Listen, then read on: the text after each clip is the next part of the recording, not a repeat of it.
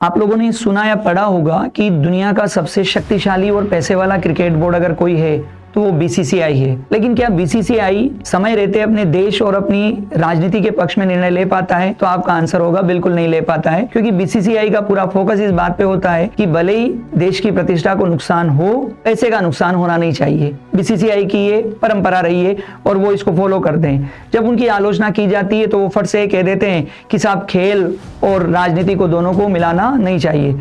लेकिन हमारे पड़ोसी देश पाकिस्तान और बांग्लादेश में खेल और राजनीति एकदम मिलकर चल रहे हैं। और ये भी खास बात है कि जब राजनीति और लोगों की मांग होती है तो वो फिर उसी के अनुसार निर्णय भी ले रहे हैं। फिर वो खेल को खेल की तरह से ना लेकर राजनीति की तरह ले रहे हैं। हुआ क्या, 7 फरवरी को T20 विश्व कप शुरू होने जा रहा है और पाकिस्तान का न्यूट्रल वेन्यू पे यानी श्रीलंका में 15 फरवरी को भारत के साथ मैच होना था। अब रिसेंटली पाकिस्तान ने ये कहा कि वो T20 वर्ल्ड कप में भागीदारी तो करेगा, लेकिन भारत के साथ जो मैच होना है वो नहीं खेलेगा। कुल मिलाकर पाकिस्तान ने साफ साफ मना कर दिया कि भारत के साथ जो हमारा मैच होना है हम नहीं खेलेंगे। क्यों नहीं खेलेंगे? क्योंकि हम बांग्लादेश का साथ देंगे। समझ में आया आपके? मतलब अभी पाकिस्तान और भारत के बीच में किसी प्रकार की कोई तनातनी नहीं है। जब तनातनी चल रही थी तब तो इन लोगों ने एशिया कप खेल लिया और इन लोगों ने क्या, बीसीसीआई ने भी खेल लिया। सबसे खास बात क्या है, जिस समय ऑपरेशन सिंदूर चल रहा था और भारत के सब लोग ये मांग कर रहे थे कि पाकिस्तान के साथ हमें मैच नहीं खेलना है। इवन भारत के प्रधानमंत्री तो उस समय ये भी बोल रहे थे कि खून और पानी दोनों एक साथ नहीं बह सकते। लेकिन आप देख सकते हो, खून और पानी एक साथ बहे या ना बहे, लेकिन खून और खेल दोनों एक साथ चल सकते हैं। इसीलिए हमने एशिया कप खेला पाकिस्तान के साथ, भले न्यूट्रल वेन्यू पर हुआ हो, लेकिन हम खेले तो सही। उस समय भारत चाहता तो मना कर सकता था कि हम पाकिस्तान के साथ किसी प्रकार का कोई स्पोर्ट्स इवेंट नहीं करेंगे, क्योंकि पाकिस्तान ने हमारे देश में टेररिस्ट भेजे हैं, उन्होंने हमारे मासूम लोगों को मारा है और साथ ही साथ फिर ऑपरेशन सिंदूर जैसी चीजों की तरफ हमें बढ़ना पड़ा। लेकिन बीसीसीआई ने वहां देश की प्रतिष्ठा से ऊपर किसको चुना? पैसे को चुना।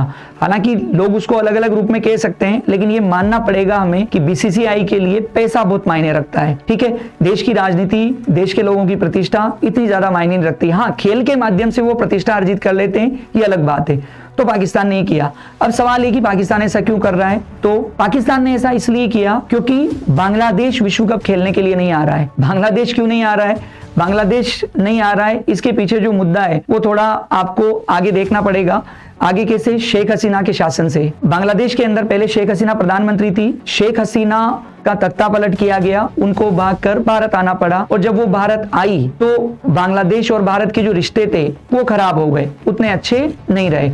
अब इन रिश्ते खराब होने का प्रभाव खेल पर भी पड़ा और बांग्लादेश जो क्रिकेट बोर्ड है वो बार बार इस प्रकार की बातें करने लगा कि भारत के साथ जो खेल है वो उस टाइप से नहीं चल सकता जैसे पहले चल रहा था। थोड़ा और जो चीजें थी वो मुस्तफिजुर रहमान वाले मैटर पर आई। मुस्तफिजुर रहमान को आईपीएल में केकेआर ने खरीदा। अब सबसे खास बात क्या है, भारत के बीसीसीआई ने पहले ये अनुमति दे दी कि मुस्तफिजुर रहमान जो है, मुस्तफिजुर रहमान है, वो आईपीएल में खेल सकते हैं। ठीक है, अब जब वो खेल सकते हैं तो केकेआर ने उनको खरीद लिया। जब केकेआर ने खरीदा तो केकेआर की टीम और उनके प्रबंधन की आलोचना होना शुरू हो गई। आलोचना क्यों हुई? इसके पीछे भी थोड़ा अलग कारण है। आलोचना का जो मुख्य कारण है, जब शेख हसीना का तख्ता पलट हुआ तो तख्ता पलट होने के बाद से लेकर अभी तक बांग्लादेश के अंदर हिंदुओं का बड़ी संख्या में नरसंहार किया गया। ये आप देख भी सकते हैं कि किस टाइप से लोगों को जीवित जला दिया गया और कहीं जो महिलाएं थी उनका रेप हुआ, हिंदुओं के घरों को जला दिया गया, व्यापारिक जो प्रतिष्ठान थे उनके उनमें आग लगा दी गई। जब ये सब कुछ चल रहा था तो भारत में विरोध हो रहा था और इस विरोध के परिणाम स्वरूप लोगों ने मांग की कि बांग्लादेश का कोई भी क्रिकेटर आईपीएल में नहीं खेलना चाहिए। जब ये मांग होना शुरू हुई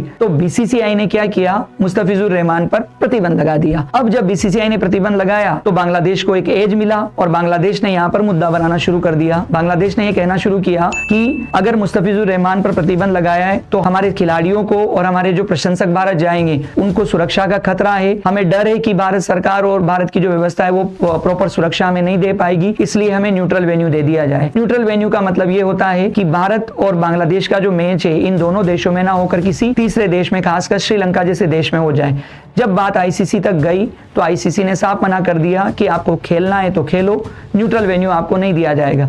परिणाम ये हुआ कि बांग्लादेश की सरकार के कहने पर बांग्लादेश क्रिकेट बोर्ड ने निर्णय लिया कि बांग्लादेश भारत में क्रिकेट खेलने के लिए, खासकर T20 वर्ल्ड कप खेलने के लिए नहीं जाएगा। पाकिस्तान भी बांग्लादेश के साथ था। पहले पाकिस्तान ने यह प्रयास किया कि जितने भी जो मुस्लिम क्रिकेट बोर्ड है वहां उसने अप्रोच लगाई और कोशिश की कि आप प्रयास करो, लेकिन जब वहां उसकी दाल नहीं गली तो पाकिस्तान ने फाइनली कल ये निर्णय लिया कि हम भारत के साथ 15 फरवरी को जो मैच होना है वो मैच नहीं खेलेंगे।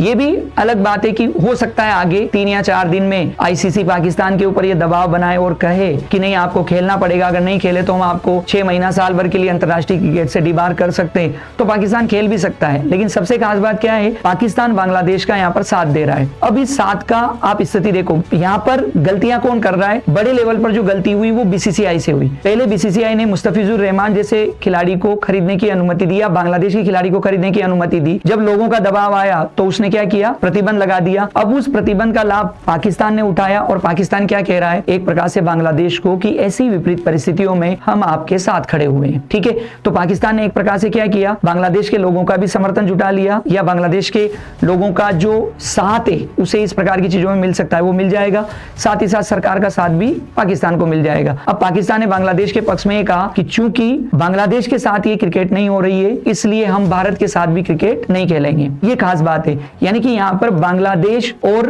पाकिस्तान इन दोनों देशों ने खेल के स्थान पर अपने देश की रणनीति की स्थिति और अपने देश की जो प्रतिष्ठा है और लोगों का जो सेंटिमेंट है उसको चुना। और अगर इसके स्थान पर बीसीसीआई होता तो वो पैसे को चुनते, इसमें कोई दो राय नहीं है, क्योंकि इन्होंने एशिया कप पाकिस्तान के साथ खेला, जब ऑपरेशन सिंदूर जैसी चीजें हुई, पुलवामा अटैक जैसी चीजें हुई, और उसके बाद में ये जरूर इन्होंने किया हम हाथ नहीं मिलाएंगे, खेल पूरा रहे लेकिन हम हाथ नहीं मिलाएंगे, जबकि भारत के अधिकांश लोग चाहते थे कि ऐसी स्थिति में हमें पाकिस्तान के साथ कोई मैच खेलना ही नहीं चाहिए। और बांग्लादेश का कोई ये आज का नहीं है या पाकिस्तान का भी आज का नहीं है। अगर आप बांग्लादेश की पूरी टीम को देखोगे तो ये खास बात है कि जब भी भारत का किसी अन्य देश के साथ मैच होता है और भारत हार जाता है, खासकर बड़े इवेंट वर्ल्ड कप जैसे इवेंट होते हैं, तो बांग्लादेश के खिलाड़ी नागिन डांस करते हैं। जब भी भारत की पराजय होगी नागिन डांस ये लोग कर लेते हैं। ठीक है, बांग्लादेश के जो लोग हैं उनको बड़ी प्रसन्नता मिलती है। इसका उदाहरण है, जब वर्ल्ड कप हो रहा था और भारत ऑस्ट्रेलिया से वर्ल्ड कप में हार गया फाइनल, तो सबसे ज्यादा खुशी बांग्लादेश ने मनाई थी। मतलब वो कहावत है ना, बेगानी शादी में अब्दुल्ला दीवाना, वो वाली बात आपको बांग्लादेश पे एकदम फिट देखने को मिलेगी। ठीक है,